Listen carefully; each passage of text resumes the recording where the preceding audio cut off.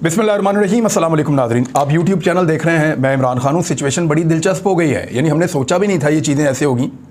गरीबों की हुकूमत आई, हमदर्दों की हुकूमत आई और उन्होंने आकर अपनी हुकूमत के पहले ही दिन खामोशी के साथ चीनी की कीमत में 9 से 13 रुपये किलो इजाफा कर दिया है। यानी 9 रुपये किलो तो अमूमन हो गया है और बहुत सारी जगहों पर 13 रुपये ज़्यादा किलो के हिसाब से बिक रही है।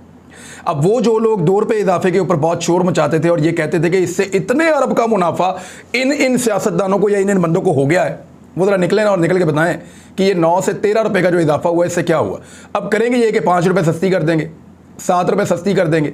तो ये एक मजाक इस कौम के साथ आज से शुरू हो गया। 85 रुपये से कीमत बढ़ी है, कहीं 97 रुपये है, कहीं 98 रुपये है, कहीं 94 रुपये है, कहीं 95 रुपये है। तो इस तरह से चीनी की कीमत एक दिन के अंदर आते ही बढ़ गई है।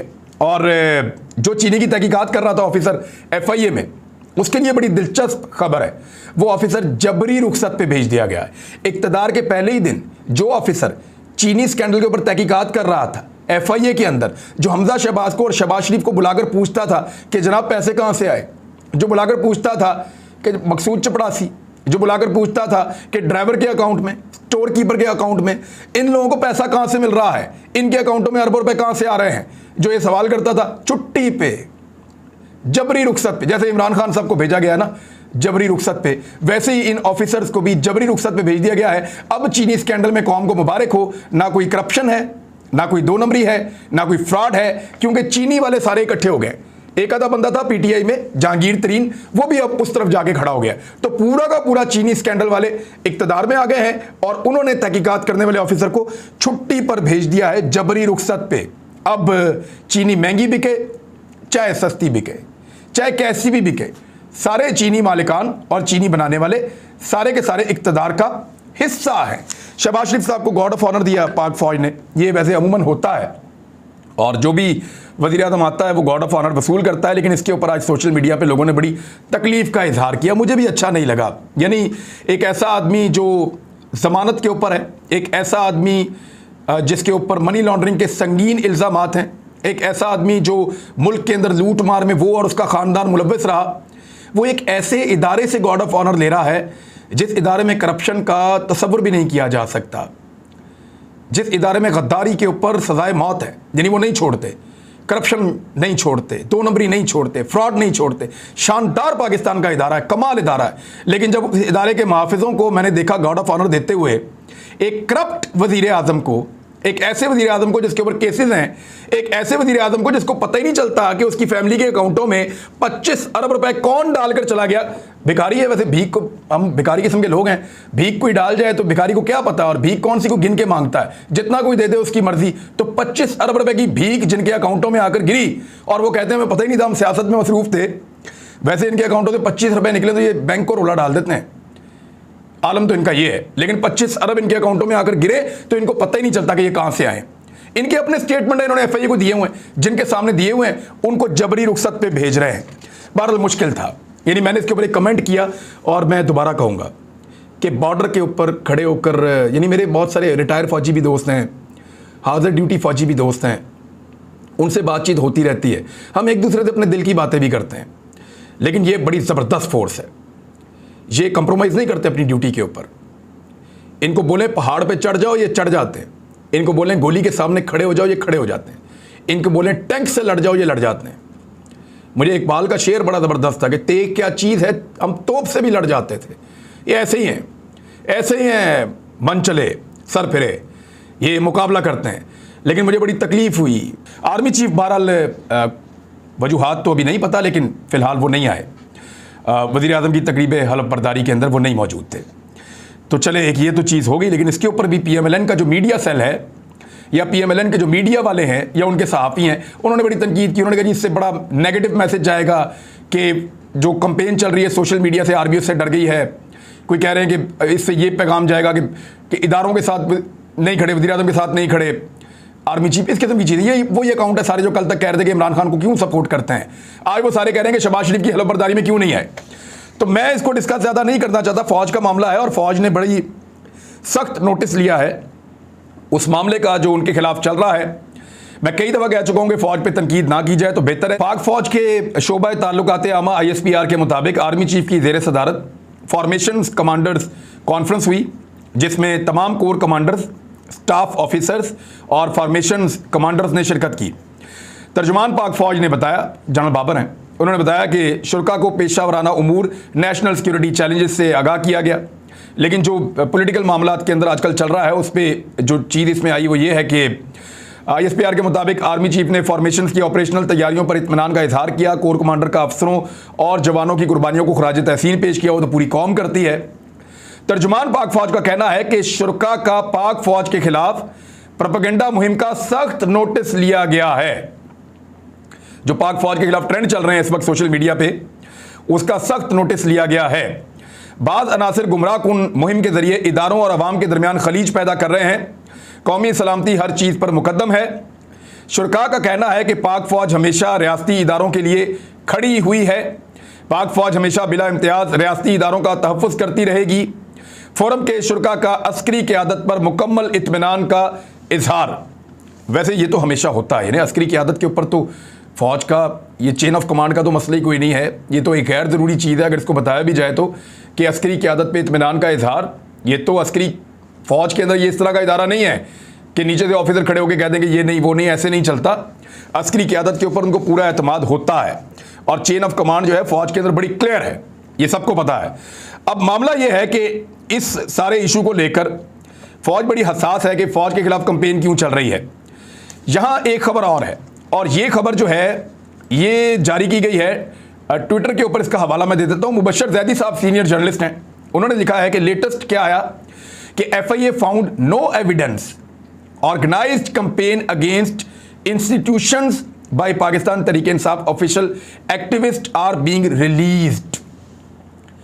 वो ये कह रहे हैं कि जो सोशल मीडिया एक्टिविस्ट FIA ने पकड़े थे उन्होंने उनको छोड़ दिया है, ये बताते हुए कि कोई ऐसा सबूत नहीं मिला कि इदारों के खिलाफ जो कंपेन चल रही है सोशल मीडिया पे वो कोई ऑर्गेनाइज्ड कंपेन है और वो बनाई जा रही है। यानी ये एक ऑर्गेनिक कंपेन है। ऐसा लगता है लोग रिएक्शन दे रहे हैं या गुस्से में हैं या वो बात कर रहे हैं या वो गिला कर रहे हैं, अपने इदारे अपने लोग अगर वो गिला कर रहे हैं। FIA ऑफिशियल से they were under pressure to detain people. अच्छा, FIA ने यह भी कहा कि वो अंडर प्रेशर है, उनके ऊपर दबाव डाला जा रहा है कि लोगों को हिरासत में लें, उनको गिरफ्तार करें। क्रैकडाउन जो है वो सोशल मीडिया के ऊपर हो रहा है और लगातार इस हवाले से खबरें आ रही हैं। अब मुझे और अरशद शरीफ को और एक और हमारा दोस्त है उसको भी, सदीक जान को भी गिरफ्तार किया जाएगा, ये इतलात है। और ये इतलात कुछ सहाफ़ियों ने हमें दी हैं, जिनमें मोहित पीरज़ादा साहब हैं, उनके भी सोर्सेज हैं, उन्होंने भी ये इन्फॉर्मेशन दी है क्योंकि वो पहले ब्यूरोक्रेसी में भी रहे हैं, उनके बहुत दोस्त हैं मोहित पीरज़ादा साहब के, तो उनके पास ये इन्फॉर्मेशन है कि इन 4 लोगों को गिरफ्तार किया जाएगा। तो अब थ्रेट्स आ रही हैं, बाकायदा जो हमारे करीबी लोग हैं उनको बताया जा रहा है और ये पैगाम पहुंचाया जा रहा है कि इनको कहें यार कि चुप कर जाएं ये वो। तो हम क्यों चुप कर जाएं भाई? ना हम किसी इंस्टीट्यूशन की बेइज्जती कर रहे हैं, ना हम किसी कंपेन का हिस्सा हैं। हम तो सिर्फ ये कह रहे हैं कि पाकिस्तान में एक इंपोर्टेड हुकूमत बनी है। हम तो सिर्फ ये कह रहे हैं कि पाकिस्तान में रिजीम चेंज का एक ऑपरेशन हुआ है और वो ऑपरेशन अमेरिका ने स्पॉन्सर किया है। उस ऑपरेशन के नतीजे में पाकिस्तान की हुकूमत को तब्दील कर दिया गया है और पाकिस्तान की हुकूमत को तब्दील करके एक ऐसे शख्स को लाकर वज़ीर आज़म बना दिया गया है जिसकी उस दिन पेशी थी अदालत के अंदर और वो जमानत के ऊपर रहा है। इससे बड़ा इस कौम के साथ मजाक हो नहीं सकता। हमारा तो ये मौक़िफ़ है। इस मौक़िफ़ के ऊपर अगर गिरफ्तार करना है, आइए हुजूर गिरफ्तार कीजिए, आइए आओ ना, गिरफ्तार करो। धमकियां के देते हो, डराते क्या हो? यानी नई हुकूमत आई है और पहले दिन से काम शुरू कर दिया, आप गिरफ्तार करेंगे और हम डर जाएंगे। यही शहबाज शरीफ वज़ीर आला पंजाब था, अच्छी तरह जानता है मुझे, इसको पता है इसने किस किस तरीकों से मुझे खरीदने की कोशिश की है, इसको पता है कि इसने किस किस तरीके से मुझे डराने की कोशिश की है। इसी के वज़ारत आला में मेरे ऊपर मुकदमे तक दर्ज हुए हैं। हर चीज़ जानता हूँ, हर किस्म की हरासत का सामना किया है। जितना भी इन्होंने हरासा किया उसके बावजूद मैं डट कर मुकाबला करता रहा हूँ। तब मैं एक आम सा रिपोर्टर था, आज भी एक आम सा इंसान हूँ, आम सा सहाफ़ी हूँ, आज भी मुकाबला करूँगा, डरूंगा नहीं। डराओ मत, आओ गिरफ्तार करो, देखते हैं कितना जुल्म कर सकते हो। और हम डरने वाले नहीं हैं। मुझे नहीं लगता कि ये जो आवाज़ उठ रही है ये दब जाएगी या ये डर जाएंगे मेरे अकेले की गिरफ्तारी से। गिरफ्तार करना है, आओ बिस्मिल्लाह गिरफ्तार करो। ये मजाक ना करो, लोगों तक पैगाम ना पहुंचाओ, हम तक पैगाम ना भिजवाओगे, इसको चुप कराएं, इसको बिठाएं, इसको ये करें, इसको वो करें, कोई बात नहीं मानी जाएगी। जो बात ठीक लगती है वही करेंगे। आपने पिछले दिनों भी मेरे ऊपर एक हमला किया है और उस हमले का नुकसान पहुंचा के आपको लगता था मैं चुप हो जाऊंगा। चुप तो नहीं हो जाऊंगा, बात करूंगा और बात करता रहूंगा। लोटों का बाहर फिरना मुश्किल हो गया। यानी वह मैरियट होटल के अंदर नूर आलम खान को देखकर एक बाबा जी को गुस्सा आ गया, उन्होंने लोटे लोटे की आवाज लगा दी और वो बाबा जी को रिएक्शन के अंदर, को बाबा जी अकेले थे, रिएक्शन के अंदर उस बुजुर्ग शहरी को नूर आलम खान ने, पाकिस्तान पीपल्स पार्टी के जो इस्लामाबाद के हैं मुस्तफ़ा नवाज खोखर, उन्होंने, और उसके अलावा नदीम अफजल चंद साहब वीडियो में नजर आ रहे हैं लेकिन वो छुड़वा रहे थे, ऐसा लगता है, वो आपको पता है लड़ाई झगड़े वाले आदमी भी नहीं है। और उसके अलावा जो फैसल करीम कुंडी, ये लोग वहां मौजूद थे, इन्होंने टॉर्चर किया उस बुजुर्ग शहरी के ऊपर, यानी उसको मारना शुरू कर दिया इन्होंने। तो कहां कहां मारोगे लोगों को? ये लोग निकल रहे हैं ना हर एतवार को बाहर, जाएं किसी जुलूस में खड़े हो जाएं, देखें लोग आपको किन अल्फाज से बुलाते हैं और किन अलकाबात से नवाजते हैं, आपको अपनी इज्जत का और अपने फैसले का पता चले। आपने पीटीआई के नाम पे वोट लिए हुए हैं, उसी के नाम पे अपने शिस्त पे बैठे हुए हैं। जब आप धोखा करेंगे या गद्दारी करेंगे तो लोग तो बोलेंगे, और अब इनके लिए बाहर निकलना, अपने हलकों में जाकर निकल कर देखें, आपको पता चलेगा। अभी तक तो इस्लामाबाद के होटलों में छुप रहे हैं, वहां पे भी लोग आपका मुकाबला कर रहे हैं। अच्छा, एक और चीज जो है वो बड़ी इंपॉर्टेंट है इस सारी सूरत हाल में, कि क्रैकडाउन करेगा क्या। मेरे ख्याल में ये जो कुछ भी हो रहा है ऑर्गेनिक है। इदारों को ये साबित करना होगा, अपने एक्ट से ही साबित करते हैं ना। अभी लोग गुस्से में हैं, मेरे ख्याल में लोग ठंडे हो जाएंगे। इदारे अपने एक्ट से साबित कर सकते हैं कि कोई भी ऐसी साजिश, उसके अंदर इदारे मुलव्विस नहीं है। यानी इमरान खान साहब ने खुद नहीं कहा कि फौज मेरे खिलाफ है, वज़ीर आज़म ने खुद नहीं कहा कि मुझे फौज ने निकाला है। तो ये लोग क्यों कह रहे हैं? ये तो इमरान खान साहब जब जलसे में जाएंगे, लोगों को समझा दें, वो कह दें कि यार फौज को टारगेट ना करो, मेरे मुल्क के लिए बहुत जरूरी है, ये वो कह सकते हैं। लेकिन पता चलेगा न्यूट्रलिटी का उस वक्त जब इमरान खान का और शहबाज शरीफ का पेचा पड़ेगा और अंधाधुंध गिरफ्तारियां होंगी पाकिस्तान तहरीक इंसाफ के लोगों की। और इमरान खान साहब ने तो अभी ऑर्डर जारी कर दिए हैं, हम लोग जब सहाफ़ी गिरफ्तार होंगे तो हम तो एक दूसरे के पीछे जाएंगे, एक दूसरे को सपोर्ट करेंगे, एक दूसरे का साथ देने की कोशिश करेंगे। हमारे घर वाले, हमारे दोस्त, अहबाब, ये लोग इकट्ठे होंगे, मुझे पता है। लेकिन जो सोशल मीडिया क्रैकडाउन की सूरत में इमरान खान साहब ने जो कारकुन गिरफ्तार हों उनको कानूनी मावनत फराहम करने की हदायत कर दी है। उन्होंने अपने जो लॉयर्स की तंजीम है उसको बुलाया, इंसाफ लॉयर फोरम के जिम्मेदारान को बुला के उन्होंने कहा कि मुल्की सूरत हाल में इस वक्त बहुत ज़रूरी है कि जो सोशल मीडिया के वर्कर्स को हरासा किया जा रहा है, इन वाक़यात पर तशवीश का उन्होंने इजहार करते हुए कहा कि ज़ेर हरासत और हरासगी का निशाना बनने वाले कारकुनान को कानूनी मावनत फराहम की जाए। एक बड़ा क्रैकडाउन हुआ है पाकिस्तान के बड़े शहरों में, बहुत सारे शहरों में लोगों को गिरफ्तार किया गया है, लेकिन मैं नहीं देख रहा कि कोई अदालत नोटिस ले रही हो, अज खुद नोटिस ले रही हो। मेरे ख्याल में एतवार वाले दिन लोग दोबारा नोटिस लेंगे, और जब लोग नोटिस लेंगे तो फिर लोगों के नोटिस के ऊपर सबको बहुत तकलीफ होती है। तो हर चीज़ का नोटिस लोग क्यों लें? इदारे मौजूद हैं, उनको नोटिस लेना चाहिए कि बंद करें ये गिरफ्तारियां। और अगर किसी को बहुत शौक है गिरफ्तारियां करने का, सहाफ़ियों को गिरफ्तार करना है, तो भाई मेरी दरख्वास्त ये है कि सबसे पहले मुझे गिरफ्तार करना, मेहरबानी करके। आप जाने, पॉलिटिकल पार्टीज जाने, आप लोग वो अपना काम खुद ही करेंगे, लेकिन अगर सहाफ़ियों को गिरफ्तार करना हो तो मेरी गुजारिश है मुझे पहले गिरफ्तार करवा के जो जुर्म उन्होंने किया वही मेरा भी है। यानी मैं वो बात कर रहा हूं जो मुझे ठीक लग रही है, और किसी इदारे की तस्दीक भी नहीं कर रहे, किसी के ऊपर उंगली भी नहीं उठा रहे, बल्कि उनको प्रोटेक्ट करने की कोशिश कर रहे हैं कि यार इदारे बच जाएं किसी तरह, मेरे मुल्क के इदारे हैं। दूसरी जानिब जितने खर्चों के दावे इमरान खान साहब के ऊपर डाले जा रहे थे वो उल्ट साबित हो गए।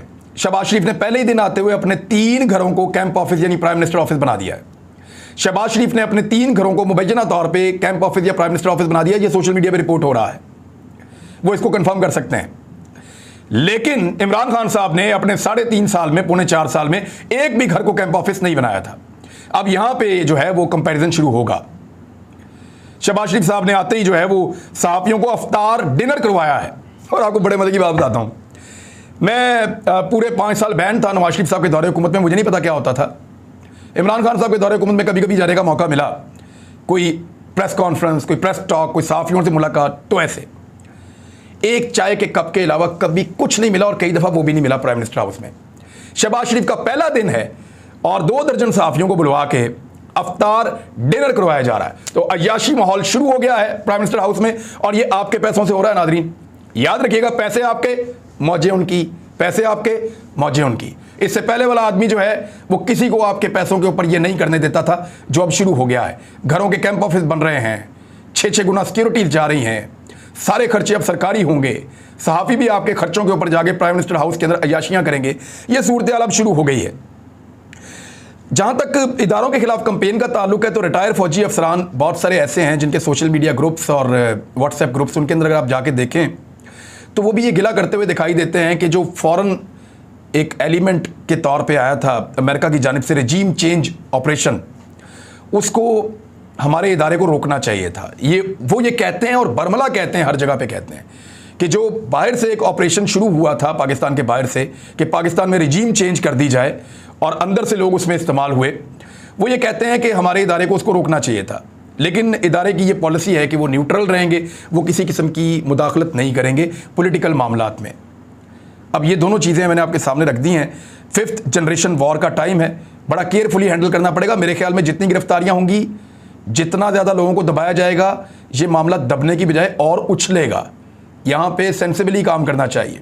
और इस कैंपेन का आगाज़ किसने किया था पता है आपको? ये सलीम साफ़ी का आप ट्वीट देख लें। ये देखें सलीम साफ़ी का ट्वीट, द लास्ट बॉल, ये सलीम साफ़ी का ट्वीट है। ये देखें आप, कहते हैं किसने शुरू किया था। इस कैंपेन का आगाज इस ट्वीट से हुआ था जहां पे DGISI ने अपने हाथ में बॉल पकड़ा हुआ है और सलीम साफ़ी कह रहे हैं the last ball. Imran Khan कह रहे थे कि मैं आखिरी गेंद तक मुकाबला करूंगा, तो उन्होंने DGISI का बॉल हाथ में पकड़ के, ये सलीम साफ़ी कर रहा है ना।